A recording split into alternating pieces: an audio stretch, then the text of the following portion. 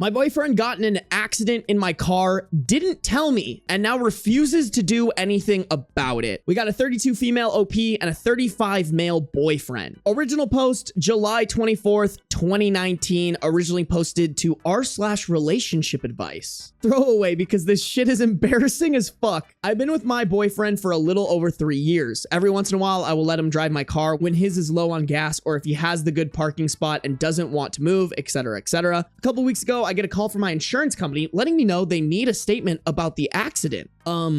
What? After a solid 45 minutes of adamantly proclaiming this lady was full of shit and that there was no accident, the insurance rep said, well, we have a report that boyfriend's name was in an accident in blah, blah, blah parking lot on this date, claiming he was driving his girlfriend's car. Oh, I call my boyfriend. He denies up and down that there was no accident. I explain the call I received and he replies with, oh yeah, I forgot about that.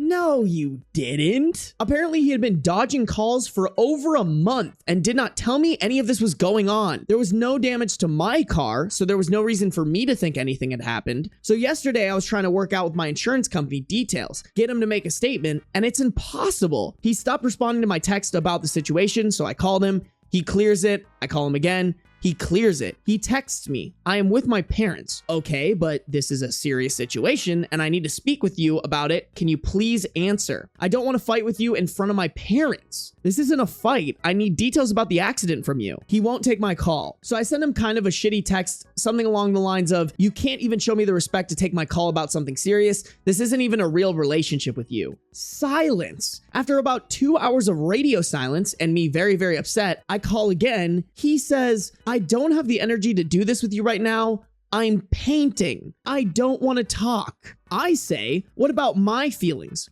What about me? He says, scoff.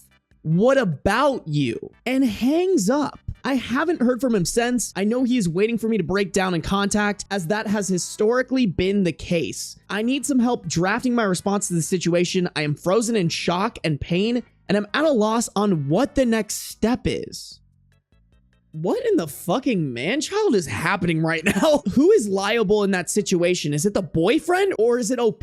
Like, I'm just not familiar with insurance and how it works if someone like borrows your car or something like that. I'm very much on the fuck this guy, break up with him. But also you gotta make sure that none of this falls on you, right? Increases your insurance payment. Make sure that you don't have to pay for this thing. Is like filing a police report the move? I actually just genuinely don't know. But yeah, girl needs to drop homeboy. OP needs to get out. My mom's ex was like this and he was cruel to her. As long as it's under OP's name, it's their fault. And my mom's ex used this to control her, tank her insurance and credit later. It's just such a basic thing to own up to. Like, I drove my girlfriend's car. I got into an accident. I need to do what needs to be done to make sure that my girlfriend isn't hurt by this. Legally, it's on OP.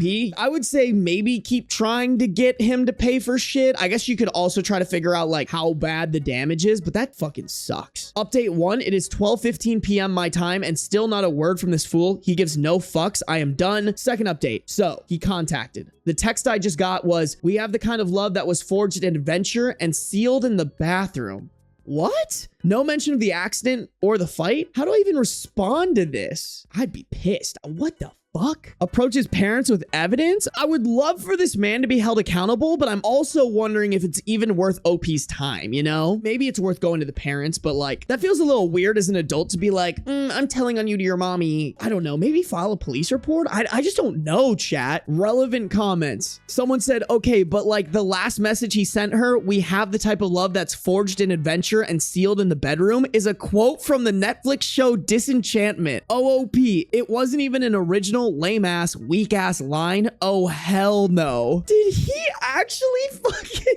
That's such an ick. He probably thought he ate with that too. Oh my god. Okay, so someone asked, do you know the extent of the damage on the other car or a possible contact? Maybe directly speak to the owner of the other vehicle. OOP, from what my insurance says, the lady just wants her deductible paid out, $500 to get her bumper fixed. Dum-Dum Boyfriend says that it was barely a scratch, so that seems like a lot of money. I like the idea of talking to the chick directly. This person says, are you absolutely positive that he isn't actually 3 children in a trench coat? OOP. Oh my fucking god, I'm crying at this. Hey, look, not to keep beating the dead horse here. It took her 3 years to come across this situation with her boyfriend. Like, probably glad they didn't get married yet. Oh no, dude, that's insane. I can't believe that. That is just absolutely awful behavior. Update. My boyfriend claims I was merely setting a fire for attention. July 25th, 2019, the next day. You guys? I can't? I know most of you said ghost him, but I just couldn't. While undoubtedly that is what he deserved, I needed to hear from his perspective why he thought any of this was okay before I could close the door. And honestly, I am glad I did because it solidified for me that this relationship was an excellent learning experience, that I had done my learning and it was time to move the fuck on. His avoidance of the situation was explained by his thinking it wasn't that big of a deal. He said that he didn't understand why this lady was making such a big fuss about her bumper and that I was unreasonably upset about it and he didn't want to talk about it until I had calmed down. Oh, hell no. I kept it together until I got his side of the story. According to him,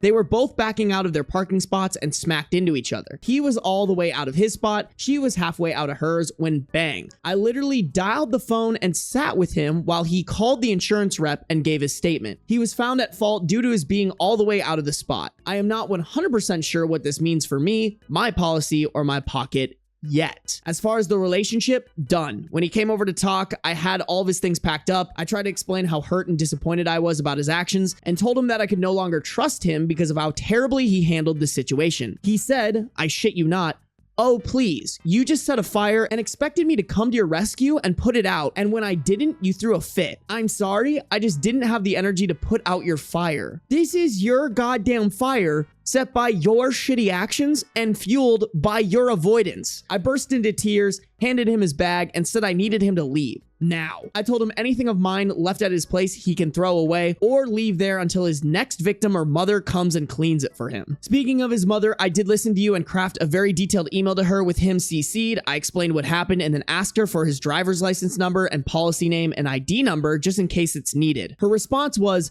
I am very sorry that you're having to deal with all this, but I don't see how this is our problem if it was your car. I feel like this whole family is a bunch of lizard people sent to Earth to make me question my reality. Anyway, single at 32 again. Woo! I am sad as fuck, but trying to focus on the plus side, as someone said, cutting a bunch of dead ass weight. Thanks again for all the love and laughs. Oh, and yes, once it's determined how much this is going to affect my rates in my pocket, I will be taking his cartoon quoting ass to small claims court. I have already spoken to my attorney about it. Much love, Pixie. Let me cook through the relevant comments here. I mean, it's baffling that he can't own up to a fender bender. They're pretty common, and while a small hassle, ultimately not a big deal. On the plus side, you've obviously dodged a huge bullet. OOP, on the real. Something that would have taken up to 30 minutes of my life has now ended a relationship and resulted in a lawsuit because this motherfucker can't face reality. The mother's reaction is what gets it for me. Like, I pull some shit like this and my ex emails my mom. My mom is beating my ass, both metaphorically and physically, and I would deserve it. Once again, we are thankful today for Kathy. Thank God I wasn't raised like this. That's actually insane behavior. As a 35-year-old man, what are you doing? He almost sounds like hippie with it, where he's like, our love is just an adventure. Like, I know it's from a quote from a movie, but just like the way he talks about shit is like, you set a fire and then wanted me to put it out, but like, I just didn't have the energy. Like, you know, it sounds like that shit. It sounds like that freeloader, stoner, fake philosophical, deep guy who thinks he's all that, but realistically, he can barely wipe his own ass. Yes, that's a silver lining. The minor accident helped her dodge a bullet. If it were just $500 for me, I'd just be like, get this fucking person out of my life. I don't care. $500, like, whatever. 500 is a lot for some people. I 100% I know that. Just because you do a small claims in small claims court does not mean that you're going to get that money. Putting in a small claim is a ton of hassle for like probably no reward there.